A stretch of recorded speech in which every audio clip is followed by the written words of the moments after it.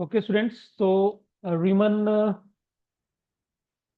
स्टेल्जस integrals के बारे में जो लेक्चर सीरीज चली है इस टाइम, तो इसमें आज लेक्चर नंबर 30th है, आई थिंक 31st। सो आज सबसे पहले हम एक सम डिफाइन करेंगे। That that is Riemann Stieltjes sum as a limit of sum, या आरएसएम भी बोलते हैं इसको। तो ये सम वैसे ही है स्टूडेंट, जैसे हम यूपीएफ अपर सम और लोअर सम डिफाइन करते थे। तो same as it is, this is Riemann sum या आर एस सम। सो इसमें करना ही क्या है, सिंपल, जो एफ अपना F B A bounded function है, एंड अल्फा आपको पता ही है मोनोटोनिकली इंक्रीजिंग फंक्शन होता है on close interval A B. तो P way partition a equal to a naught, x naught, x1, x2, so and so, xn equal to b. We a partition on closed interval ab. We take zeta I in the closed interval xi minus 1 to xi, or I varies from 1 to n. So simple sum is defined as pf alpha is equal to summation I varies from 1 to n f of zeta I delta alpha. ये तो बाकी तो same ही है student. अगर हम इसको थोड़ा सा रिमाइंड करें तो यूपीएफ अल्फा में क्या होता है, यूपीएफ अल्फा में सेम आपके पास summation I varies from 1 to n होता है, और यहाँ पे कैपिटल एम आई होता है और delta alpha as it is. तो ये होता है supremum in the interval X I minus 1 to xi। और उसी तरह से लीस्ट जो आपका एलपीएफ होता है, एलपीएफ अल्फा लोअर सम जिसको हम बोलते हैं, that is same varies from 1 to small M I alpha I, or small mi is infimum in the interval xi minus 1 to xi। तो डेफिनेटली दिस कैपिटल एम आई और small I हम किससे replace कर दिया, एफ जीटा आई से, बाकी as it is. So this is known as Riemann Stieltjes sum of F relative to alpha on closed interval AB corresponding to partition P। ठीक। So now, अच्छा, one more thing, अगर this sum is set to converge to L as the partition P, length of partition tending to 0. So if for given, तो अगर ऐसे करते हैं तो उसको हम डेफिनेशन में कैसे लिख सकते हैं, for every epsilon greater than 0 there exist delta greater than 0 such that mod of SPF alpha minus L less than epsilon for all, norm of P is less than delta। norm of P means जो interval के बीच में जो distance है, that will be very very small। You can say xi minus xi minus this distance is very very small, is less than delta। तो जो partitions में जो टर्म्स हैं उनके बीच में जो गैप है, that is very very small. तो that is known as norm of P less than delta। And if this sum exists, so we write it as limit norm of P tending to 0, SPF alpha exists, then F is called Riemann integrable on closed interval AB, and this sum limit norm of P tending to 0, SPF alpha is equal to integral A to B F D alpha. तो ये same ही है जैसे UPF alpha में हम lower upper integral, LPF में lower integral निकलता था, और अगर वो Riemann integral that equal to simple integral A to B F D alpha. Okay, so this is new thing for you, this is Riemann sum। Now we have to go through these two theorems। The first theorem is, this is also known as partial integral formula, and this is nothing but it is a simple, जैसे हम plus two class में पढ़ते हैं, integration by parts. This is similar to that. So this is, you can say कि this is partial integration in Riemann Stelzes integrals। So what the proof of this. So if f is continuous and alpha is a monotonic on closed interval AB, then integral a to b f d alpha is equal to f of a of f alpha upper integral lower integral upper limit minus lower integral जैसे करेंगे तो a to b लिख दिया minus integral A to b alpha d f. तो इसका मतलब आपको पता ही है, छोटी क्लासेस में हम यूज भी करते हैं। सो अपर लिमिट पुट करेंगे, बी पुट करेंगे तो that will be F of B alpha B minus F of A alpha A. अब इसका प्रूफ करेंगे ये ऐसे आता कैसे है। तो इट मीन दैट स्टूडेंट्स कहीं ना कहीं हम, अगर आप इसको देखें तो हम ये जो प्लस टू क्लास में इंटीग्रेशन बाई पार्ट्स करते हैं उसका ये प्रूफ है। ओके, सो सबसे पहले since f is continuous and alpha is monotonic, so both integral a to b f d alpha and integral a to b f d f exist। तो जितने भी इस फार्मूले में इंटीग्रल्स हैं डेफिनेटली वो एग्जिस्ट करेंगे। दो इंटीग्रल्स इसमें, ये वाला और ये वाला। So let for a partition p, ये पार्टीशन ले ली हमने, x naught x1 so and so xi minus 1 xi so and so xn equal to b on closed interval ab such that zeta I integral xi minus 1 to xi and I varies from 1 to n. Also assume that zeta naught equal to a and zeta n plus 1 equal to b। Okay, तो देखो नई चीज हमने define कर ली यहाँ पे कि एक पार्टीशन तो हमारी ए बी की बनी, एक पार्टीशन हमने जो इन दो इंटरवल्स के बीच में, जैसे हमारे पास यहाँ पे पॉइंट्स थे, है तो ये भी ए और बी का ही। तो यहाँ पे जैसे हमने ये एक्स नॉट लिया, ये अपना x one, this is x two, this is x three and so this is our x n and n minus one and this is x n. तो इन दोनों के बीच में जो पॉइंट है वो जीटा नॉट, या जीटा इसी को ले लिया, सॉरी जीटा यही ले लिया हमने, जीटा इज इक्वल टू ए। और इन दोनों के बीच में जीटा वन, इन दोनों के बीच में जीटा टू, इन दोनों के बीच में जीटा थ्री। सो इसको यूज करते हुए हमने एक पार्टीशन यहाँ पे क्यू बना ली। Q is A equal to zeta not zeta one so zeta N plus one equal to v. So this is zeta n plus 1, इसको ले लिया। Now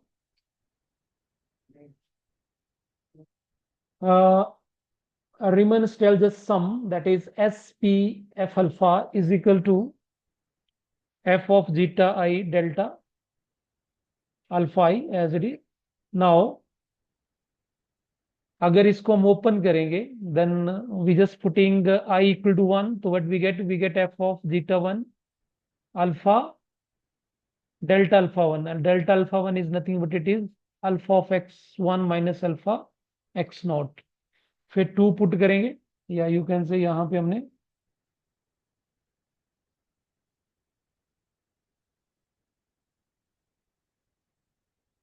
जो अपना ये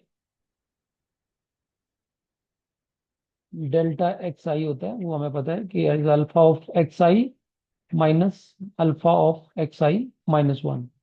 ठीक, तो यहाँ पे 1 पुट की वैल्यू तो ये बन गया, 2 पुट करेंगे तो ये बनेगा, बाकी एफ ऑफ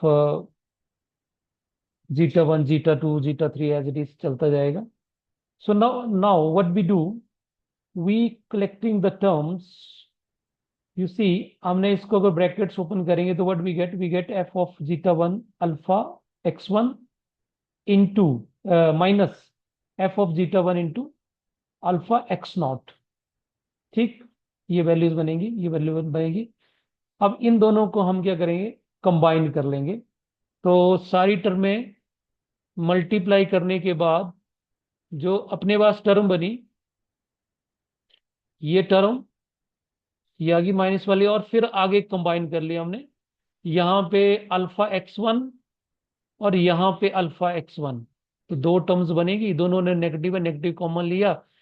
सो नहीं, इसमें नेगेटिव कॉमन लिया हमने, तो ये हमारा टर्म पॉजिटिव था, नेगेटिव कॉमन लिया तो ये नेगेटिव में आ जाएगा, एफ ऑफ जीटा वन, और एफ ऑफ का f of zeta two as it is हो गया। उसी तरह से अल्फा टू कॉमन लेंगे, alpha alpha x two common लेंगे तो दैट विल बी, और यहां से एक टर्म आपकी ये आ जाएगी प्लस,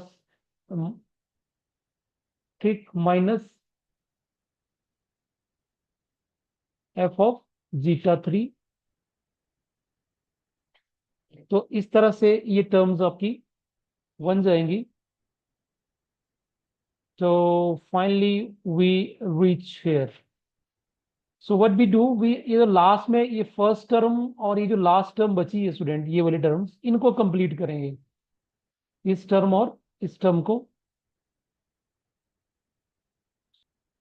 तो हमें क्या करना पड़ेगा, कुछ ऐड करना पड़ेगा। So what we do adding and subtracting alpha x not F of zeta naught plus f alpha x not F of zeta N plus one. इनको हमने ऐड भी किया और सब्ट्रैक्ट भी किया। सो एडिंग एंड सब्ट्रैक्टिंग से ये पूरा कंप्लीट हो जाएगा हमारे पास। तो यहाँ पे अपना, यहाँ पे देखो, यहाँ पे टर्म ये ऐड हो जाएगी, तो यहाँ से अल्फा इन कॉमन आ जाएगा, ठीक। और जब माइनस वाली टर्म यहाँ पे जब हम सब्ट्रैक्ट करेंगे तो ये नेगेटिव लगा होगा, तो ये कॉमन आके हमारे पास यहाँ पे बन जाएगा f of zeta N plus one minus F of zeta n. तो ये यहाँ पे हमने एन तक कर लिया। बाकी जो प्लस वाली टर्म है ये, वो एज इट इज रहेगी इसकी, और इसकी जो प्लस वाली टर्म है वो हमने इसके साथ कंबाइन कर लेंगे, जो फर्स्ट टर्म है इसके साथ। तो यहाँ पे बन जाएगा हमारे पास alpha x not F of zeta not, ठीक है। So finally we left with these two terms, and this sum is in a summation form we written this. So for a better understanding, you just open it and you just see the terms combining these two. So you see we left with only these two terms separate, and all terms are adjusted in this summation.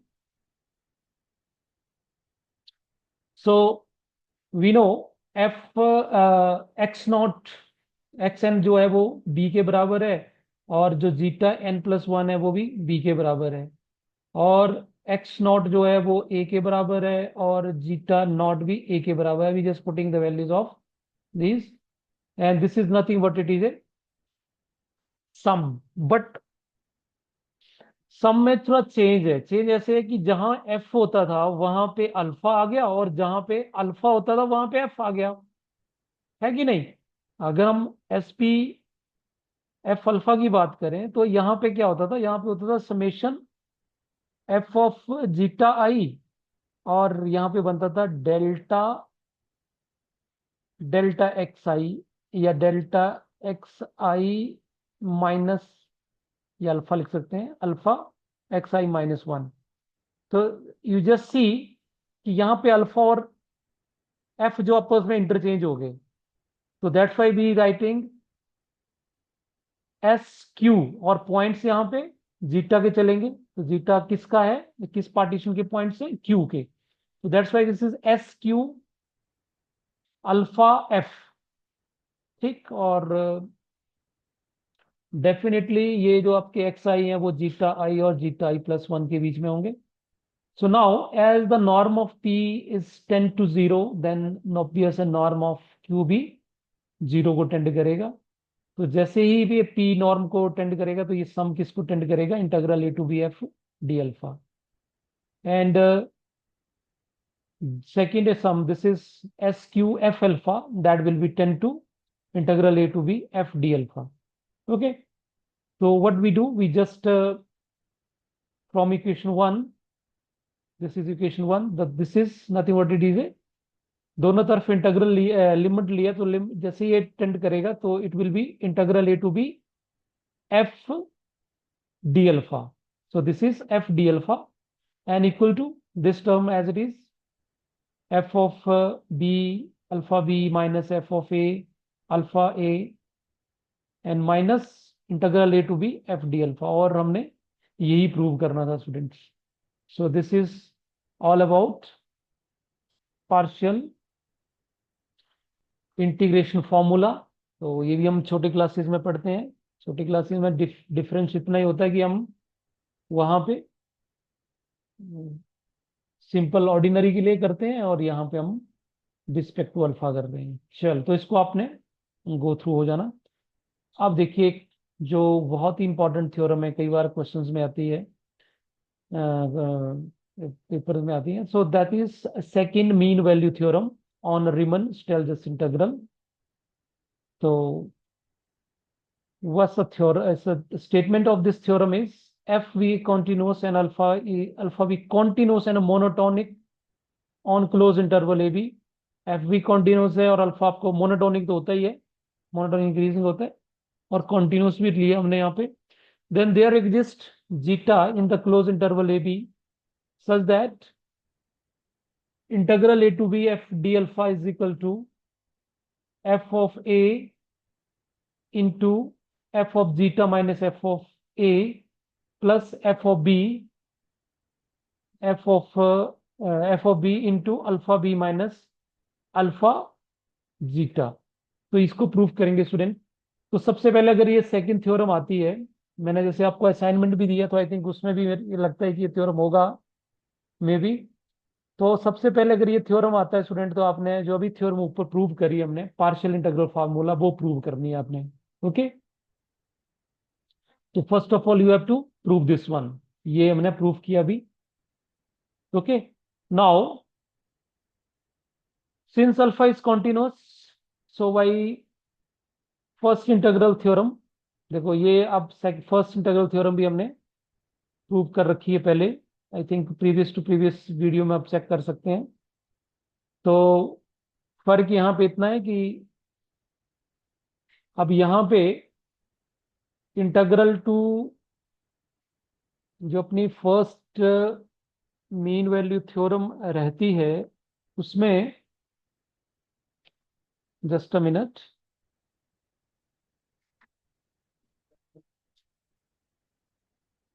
Yes. तो first integral theorem में क्या रहता है कि अगर हमारे पास F dash F के बराबर है तो integral A to b, integral A to B f x d x is equal to f b minus f a. Okay, तो डेफिनेटली यहां पे this is nothing but it is a derivative of small f. तो you can say यहां पे आपके पास d alpha d f की जगह क्या आ गया हमारे पास, एफ कैपिटल एफ की जगह क्या आ गया, ये. ठीक, एन इज इक्वल टू, तो इसका जहां पे कैपिटल एफ है वहां पे अपना डी एल्फ आ गया, और इसका जो डेरिवेटिव है डी एफ का वो एफ है ना. Differential of F.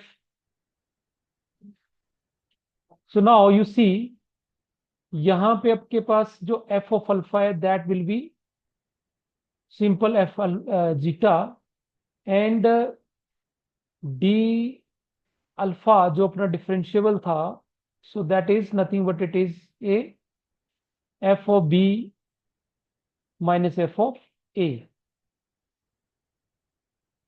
क्योंकि स्टूडेंट अगर इसको हम अगर थोड़ा इस तरह से इंटरप्रेट करना हो तो इसको हम कैसे लिख सकते हैं, इसको लिख सकते हैं D of F of x, लिख सकते हैं ना इसको. ठीक, so definitely it will B इस तरह से इंटरप्रेट हुआ. तो यहां पे जो अपर लिमिट बी है वो एफ पे होगी और लोअर लिमिट ए पे होगी। ठीक। तो यहाँ पे डेफिनेटली जब इसको हम डिफ्रेंशिएट करेंगे तो ये अपने अपने पास बनेगा F dash x d x, कुछ इस तरह से बनेगा। लेकिन यहाँ पे तो हमने एफ के लिए यूज किया, तो डेफिनेटली इसका एफ डैश का जो डेरिवेटिव है, यहाँ पे अगर हम इसको डिफरेंशियल निकालेंगे इसका, तो दैट रिवर्स होगा, यू कैन से। ठीक। तो कहीं ना कहीं ये आपका in terms of mean values theorem यहाँ पे हमने ये यूज करी है। तो आपके पास देखो, इस रिजल्ट को प्रूव करने के लिए दो थ्योरम यूज करनी पड़ रही है, एक तो पार्शियल इंटीग्रल फार्मूला और दूसरा ये। और ये जो जीटा होगा वो जीटा डेफिनेटली ए और बी के बीच में कोई पॉइंट होगा, और यहाँ पे अपने मेंशन भी किया होगा। ये देखो, zeta is lies between A and B. तो by these two, one and two, इसको इक्वेशन वन कर दिया, इसको टू कर दिया, और इन वन और टू को हमने कल क्लब कर लें अगर, तो जस्ट क्या करना है, इसकी वैल्यू लेनी है, और हमने क्या करना है, इसको यहाँ पे यहाँ पे यूज कर लेना है। इसकी वैल्यू हमने यहाँ से इसमें सब्स्टिट्यूट कर देनी है। तो after substitution what we get this result, F of B alpha B, ये तो एज इट इज पहले से था, और F of A F alpha as it is, और इसका value alpha of zeta F of B this. So यहाँ से एल एफ ऑफ एक यहाँ पड़ा है, एक आपका एफ ऑफ ये है, तो इन दोनों को कंबाइन कर लिया। So what we get alpha zeta minus alpha a, and और बी बी आपका एक इधर है और एक आपका यहाँ पे है। तो दिस इज ऑल अबाउट।